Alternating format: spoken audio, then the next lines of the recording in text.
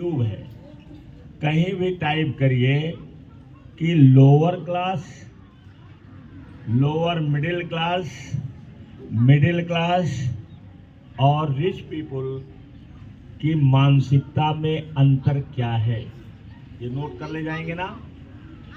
ये गूगल पर सर्च कर ले जाएंगे, साक्षी कर ले जाओगी। हाँ, यूट्यूब पर दोगे तो वहां भी आ जाएगा, क्योंकि गूगल से ही यूट्यूब बना है। तो आप जब सर्च करेंगे कि एक पॉवर्टी वाला आदमी क्या सोचता है, क्या बोलता है, किस संगत में रहता है, और एक मिडिल क्लास का आदमी की क्या बात होती है दिमाग में, क्या संगत उसकी रहती है, कैसे वो आदत डालता है, उसकी आदत क्या रहती है, क्या डिफरेंस है, ये दोनों को आप डायरी पर नोट कर लीजिए।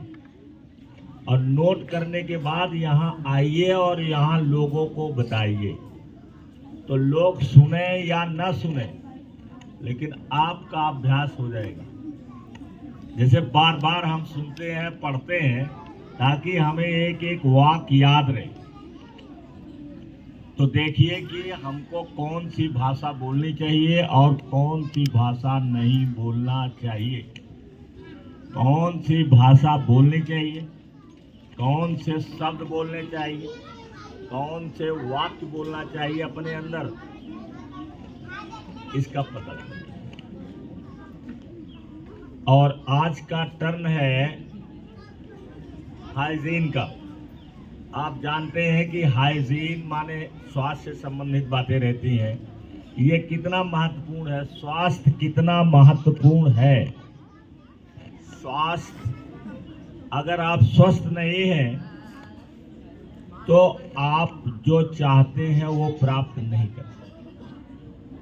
अगर आपके कमर में हमेशा दर्द होती है, आपका पेट अपसेट रहता है, खराब रहता है, तो क्या आप पढ़ाई कर पाएंगे? पेट आपका अपसेट माने कभी दर्द करता है, कभी कुछ रहता है, कभी कुछ रहता है, तो क्या आप पढ़ाई कर पाओगे? पढ़ाई हो जाएगी इससे? बोलो हाँ, नहीं बोलो तो कुछ है। केवल हाथ उठाना है, केवल हाथ उठाना है कि कह दें कितने लोग सुने तो सारे लोग हाथ उठा देंगे, लेकिन बोलना कुछ नहीं है और लिखना पढ़ना भी कुछ नहीं है। और हम चाहते हैं कि हमारे बच्चे सुपर स्मार्ट रहें, क्योंकि हर जहां ये पढ़ाई नहीं होती है। इस प्रकार की पढ़ाई हर जहां नहीं होती है, क्लास में तो हर जहां होती है। क्लास में टीचर जाएगा, पढ़ाएगा, कि टीचर होता वैसे बताता है। पढ़ाई तो जो एकेडमिक पढ़ाई जिसे कहते हैं वो तो होगी, इसकी चर्चा करते हैं।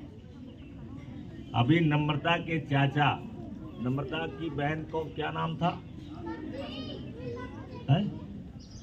नम्रता की बहन, दो बहनें आती थी ना, साक्षी याद है, क्या नाम था? पल्लवी के पिताजी कल कह रहे थे मुझसे कि जो बात वहां बताई जाती वो कहीं नहीं बताई जाती। लखनऊ यूनिवर्सिटी में है, बीएससी कर रही है वो, मार्क्स उनके अच्छे आए हैं, स्कॉलरशिप के योग्य है नम्रता। और कल उसके पापा कह रहे थे कि जो पढ़ाई उनको मिली वहाँ वो कहीं होती नहीं। तो मैं भी कहता हूँ कहीं नहीं होती है। इसके लिए तो 2 बजे रात को जागना पड़ेगा, पढ़ना पड़ेगा, अब पढ़ करके बताना पड़ेगा। तो मैंने क्या बोला, मैंने क्या बताया? मैंने बताया कि अगर आपका स्वास्थ्य नहीं ठीक है, आपको बुखार रहता है, आपका पेट अपसेट रहता है, आपके कमर में दर्द रहती है, आपको माइग्रेन हो गया है, छोटे छोटे बच्चों को परेशानियां आती हैं तो अनेक, अगर वो है आपका, तो क्या आप पढ़ाई ढंग से कर पाएंगे? कौन बताएगा? अब इसके लिए कौन बताएगा? बैठे हो ना, तो उसी में रहना चाहते हो। स्वास्थ्य ठीक रहना चाहिए, और इसके लिए अब तो इतना ज़्यादा आ गया है, इतने एक्सपर्ट हो गए हैं, डाइटिशियन हो गए हैं, और भी हो रहे हैं, कि जो आपको टिप्स देते रहते हैं हर क्षेत्र में। स्वास्थ्य के क्षेत्र में वो टिप्स देते हैं। अभी उसी में डाउनलोड है। अब चूंकि वो डाउनलोड शायद उनके के बारे में मैं अब ज़्यादा इंटरमिटेंट फास्टिंग, अब वो संयोग से मैं कोई चीज़ पढ़ रहा था और अंग्रेजी में आ गया इंटरमिटेंट फास्टिंग।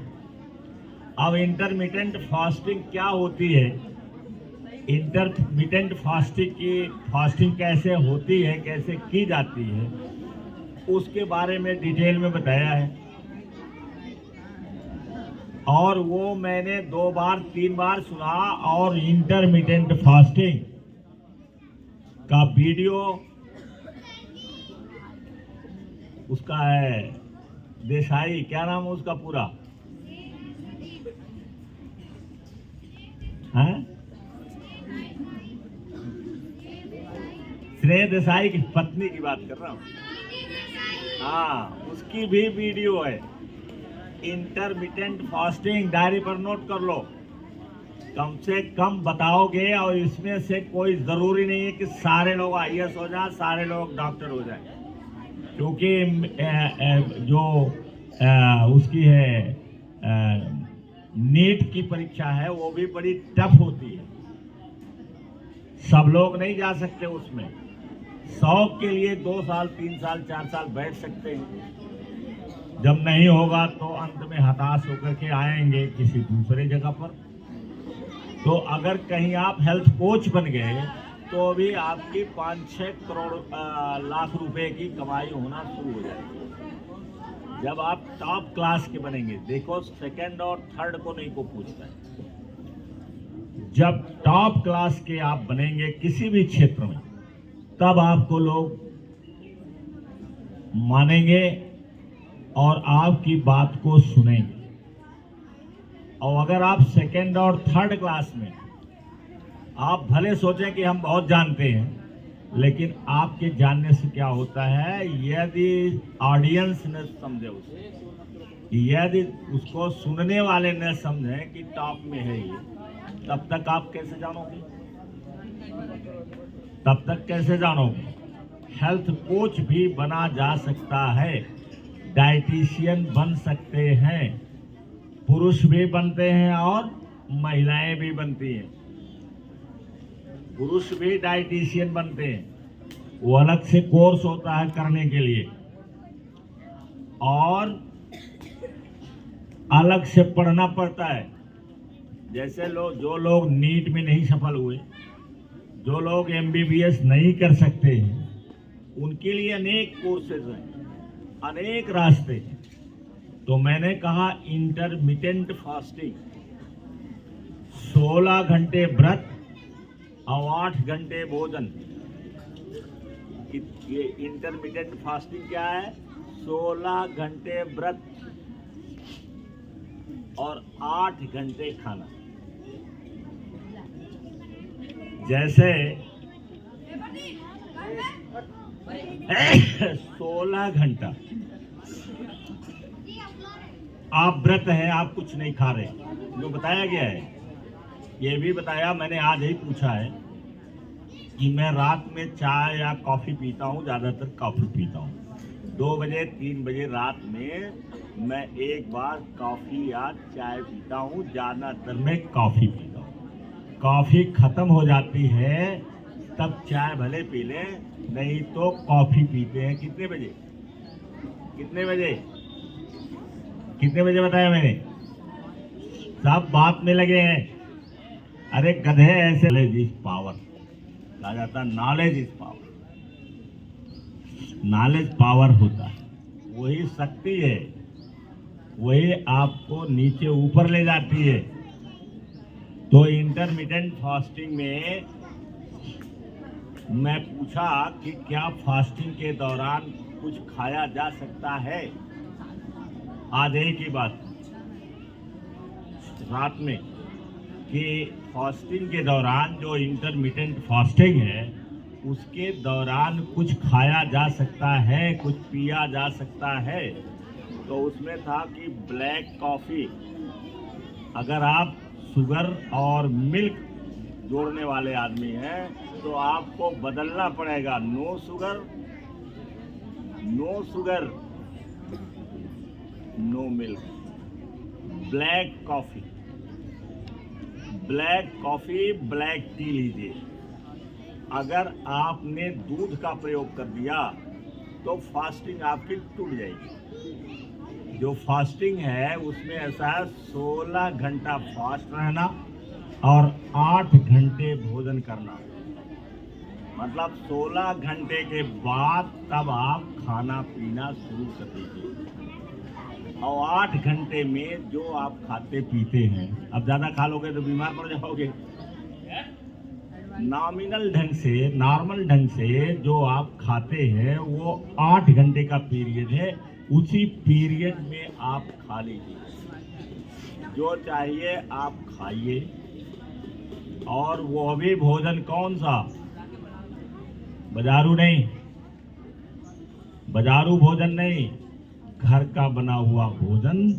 8 घंटे आप, वो पीरियड है 8 घंटे का, उस पीरियड में आप खाइए और शाम का जो भोजन है वो दिन डूबने से पहले कर लीजिए। बोलो, ये सब नियम बन है। आज इसको शोध करके बताया जाता है। आस्था सुनाई पड़ रहा है, आस्था सिंह सुनाई पड़ रहा है, ध्यान से सुन रही हो ना। कितने घंटे, 16 घंटे व्रत और 8 घंटे भोजन का समय। 6 बजे शाम को भोजन कर लीजिए, दिन डूबने के पहले भोजन कर लीजिए।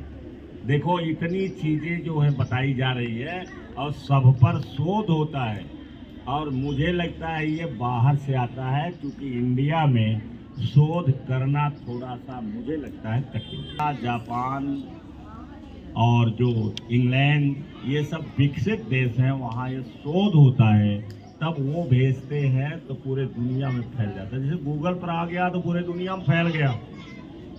तो इस तरीके से कल्पना करो कि कितना ज़्यादा जागरूक लोग हो गए, कितना ज़्यादा लोग जागरूक हो गए। मतलब फास्टिंग तो ठीक है, फास्टिंग तो हमारे देश में होती ही है। लोग किसी न किसी दिन पर रख लेते, कोई सोमवार को रखता है, कोई मंगलवार को रखता है, कोई बृहस्पतिवार को रखता है। ये सब तो होता ही है हमारे देश में, तो फास्टिंग तो होती ही है। तो उससे क्या फ़ायदे हैं, क्या नुकसान है, ये बताया गया है। अब अगर वीडियो, कितना टाइम हो गया है, 1 मिनट चाहो